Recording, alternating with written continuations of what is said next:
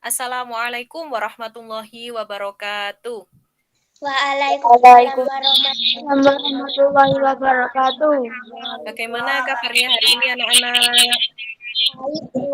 Alhamdulillah baik, Bu. Sehat semuanya ya? Sehat. Alhamdulillah, syukur alhamdulillah pada hari ini kita bisa bertemu kembali di pembelajaran pendidikan agama Islam dan budi pekerti. Walaupun masih masa pandemi seperti ini ya anak-anak. Nah, sebelum kita mulai pembelajaran pada hari ini, marilah kita terlebih dahulu berdoa bersama-sama. Kita berdoa bersama-sama ya anak-anak ya. Bismillahirrahmanirrahim. Raditu billahi robba wa bil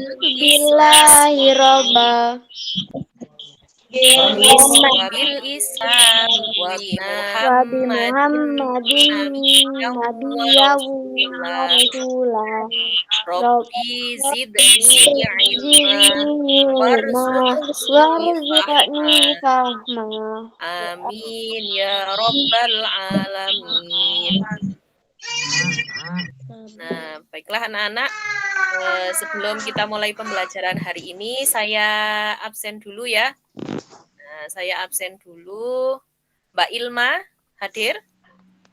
Hadir, Bu. Mbak Nanta? Hadir, Bu. Mbak Shirley? Hadir, Bu. Mbak Aya? Hadir, Bu. Mbak Rani? Hadir. Mas Abin? Hadir, Bu. Mas Wahyudi? Hadir, Bu. Mas Wahyudi? Ya, Mas Denis? Hadir. Oke, alhamdulillah hadir semua ya. Oke, baik anak-anak. Pada hari ini, nah kita akan mempelajari bab yang keempat yang berjudul yaitu bersih itu sehat. Nah, dengan subtema mengenal arti bersih dan sehat. Nah, adapun KD pada pembelajaran hari ini adalah memahami tata cara bersuci dari hadas kecil sesuai dengan ketentuan syariat Islam. Ya, adapun indikatornya adalah peserta didik mampu menunjukkan perilaku hidup bersih dan sehat sebagai implementasi dari pemahaman tata cara bersuci dari hadas kecil sesuai dengan ketentuan syariat Islam. Oke, baik anak-anak. Sebelum kita mulai, silakan diamati dulu gambar yang pertama. Terlihat? Terlihat. Ya. Jelas ya gambar yang pertama? Jelas. Ya, coba Mbak Ilma ada gambar apa di situ Mbak Ilma gambar yang pertama ini? Ada gambar apa?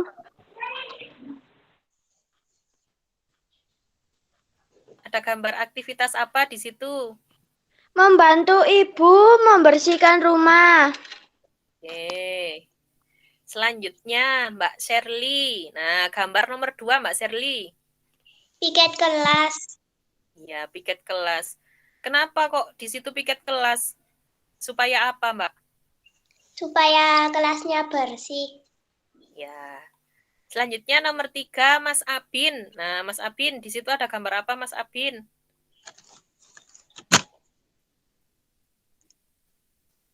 Halo, Mas Abin. Iya, kenapa itu kira-kira? Apa penyebabnya, Mas? Habis dibuat. Oke. Selanjutnya gambar nomor 4, Mbak Aya. Gambarnya kamar kotor, Bu. Iya, kok bisa seperti itu? Kenapa sebabnya, Mbak Aya? Habis dipakai tidur. Habis dipakai tidur. Sebaiknya bagaimana, Mbak Aya kita, Mbak Aya? Kalau lihat gambar pada nomor 4. Dibersihkan, Bu. Dibersihkan. Oke, terima kasih anak-anak pendapatnya ya dari keempat gambar tersebut. Boleh dilanjutkan ya. Nah, sesuai dengan materi pada pembelajaran hari ini yaitu bersih itu sehat. Nah, dengan subtema mengenal arti bersih dan sehat. Nah, berikut penjelasannya ya anak-anak. Nah, Allah dan Rasul-Nya memerintahkan kita untuk senantiasa bersuci dari hadas dan najis serta mencintai kebersihan. Nah, bersih, coba Mas Wahyudi, di situ artinya apa bersih itu? Halo Mas Wahyudi. Bebas dari kotoran, Bu. Ya. Mas Denis, apa artinya suci? Bebas dari hadas dan najis. Ya, itu ya. Nah, jadi bersih itu artinya bebas dari kotoran. Nah, sedangkan suci artinya bebas dari hadas dan najis. Oke, kita lanjutkan. Nah, bersih atau suci ini dibagi menjadi berapa, Mbak Rani? Halo? Menjadi dua macam. Ya, apa saja? Apa saja, Mbak Rani? Bersih dari hadas dan bersih dari najis. Ya. Oke, selanjutnya. Nah, jadi kalau tadi ya, bersih dan suci itu ada dua, ada bersih dari hadas, ada bersih dari najis. Nah, sekarang apa sih yang dimaksud dengan hadas, Mbak Ilma?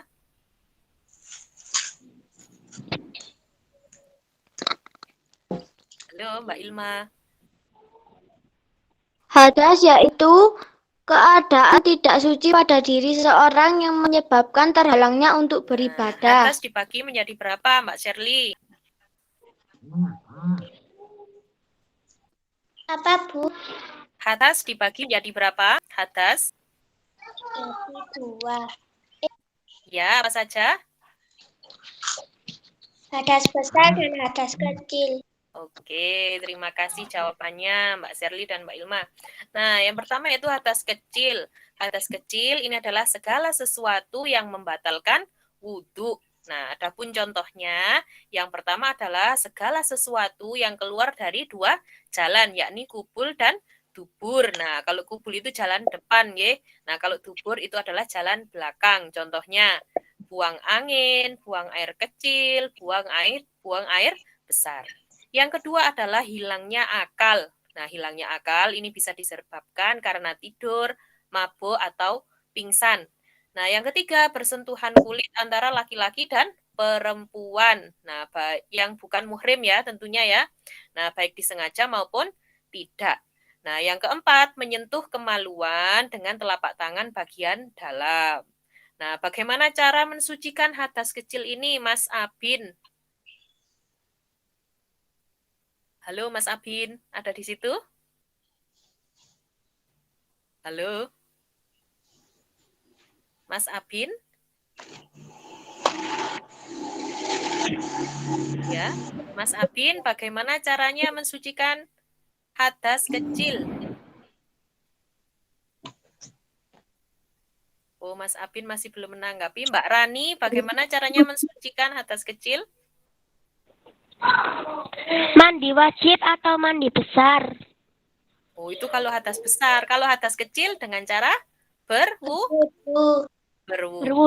Oke. Nah, selanjutnya yaitu hadas besar ya. Nah, yang kedua adalah hadas besar. Nah, hadas besar ini adalah segala sesuatu yang mewajibkan seseorang untuk mandi wajib atau mandi besar. Nah, contohnya yang pertama yaitu keluarnya air mani bagi laki-laki, baik disengaja maupun tidak. Yang kedua adalah keluarnya darah haid. Biasanya yang haid ini laki-laki atau perempuan? Perempuan ya. Nah, biasanya kapan ini terjadinya? 1 bulan berapa kali? 1 kali ya. Nah, ya, yang ketiga yaitu nifas. Nah, nifas ini adalah darah yang keluar setelah melahirkan. Nah, adapun cara mensucikan hadas besar yaitu dengan cara bagaimana? Mandi besar. Mandi besar. Oke, dari sini ada pertanyaan dari pembagian hadas. Siapa yang mau bertanya? Tidak. Jelas ya? Tidak, Bu. Nah, kalau sudah jelas, tidak ada pertanyaan, saya lanjutkan. Nah, kebagian yang kedua adalah najis. Nah, coba dibaca Mbak Aya. Apa artinya najis? Adakah? Salah satu hal yang membatalkan ibadah seorang Oke, muslim. najis dibagi menjadi berapa Mbak Aya? 3. Apa saja? najis mukhafafah, najis mutawasithah, dan najis mughaladah. Oke, selanjutnya Mbak Ilma, apa yang dimaksud dengan najis mukhafafah? Halo Mbak Ilma. Najis mukhafafah adalah najis ringan. Ya, contohnya? Air kencing bayi di bawah usia 2 tahun yang belum makan apapun selain ASI. Nah, bagaimana cara mensucikan najis mukhafafah? Dengan cara memercikan air sekali percikan saja pada benda yang terkena najis. Oke, selanjutnya Mbak Sherly, apa yang dimaksud dengan najis mutawasitoh? Najis mutawasito ialah najis sedang. Contohnya kotoran manusia, kotoran hewan, darah, nanah, dan bangkai, kecuali bangkai ikan, belalang, dan manusia. Oke, bagaimana cara mensucikannya? Dengan cara membersihkan benda yang terkena najis, kemudian menyiram dengan air sampai bersih rasa, bau, dan warnanya. Ya, selanjutnya Mas Denis, apa yang dimaksud dengan najis mughaladah? Najis mughaladah adalah najis berat. Ya, contohnya? Air liur anjing dan babi. Cara mensucikannya bagaimana? Dengan membasuh air sebanyak kali, salah satunya dicampur tanah atau debu.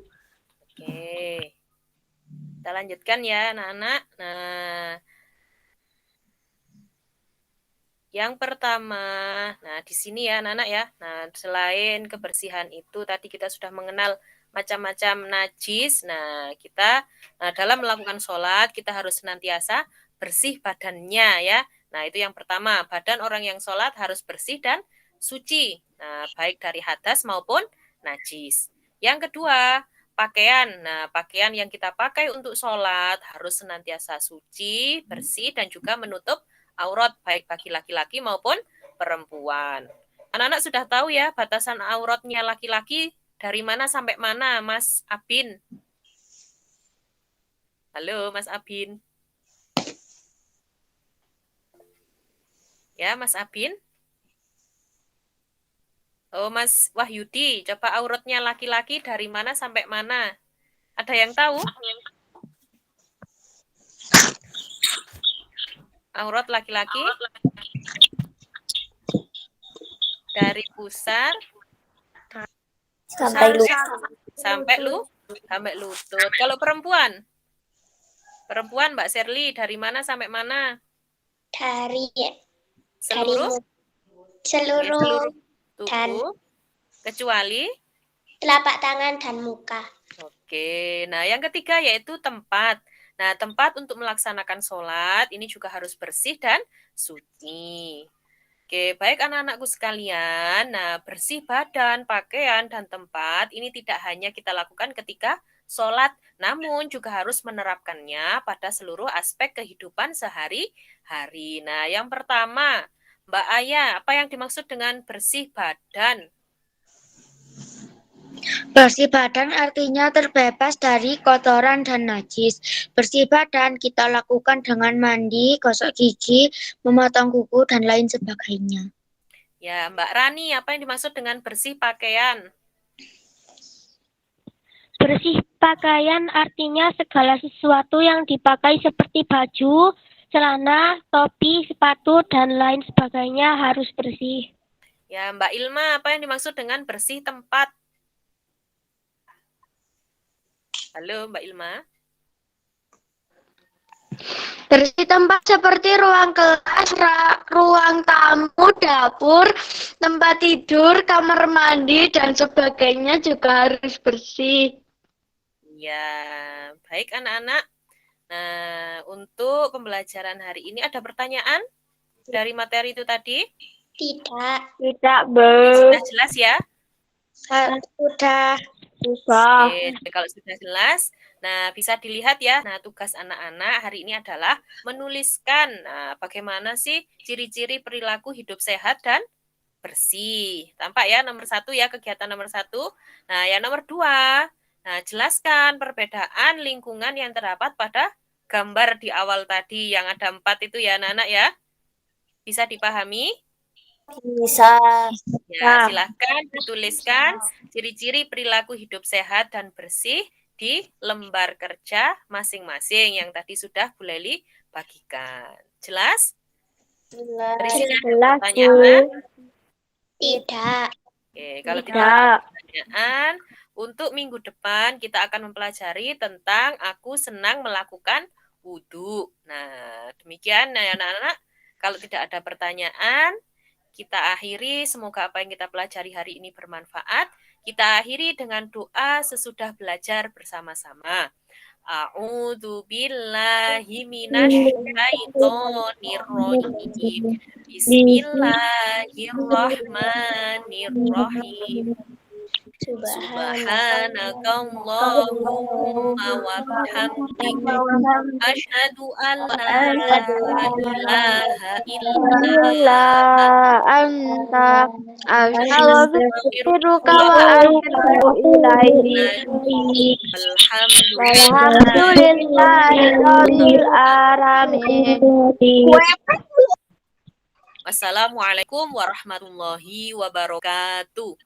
Waalaikumsalam warahmatullahi wabarakatuh.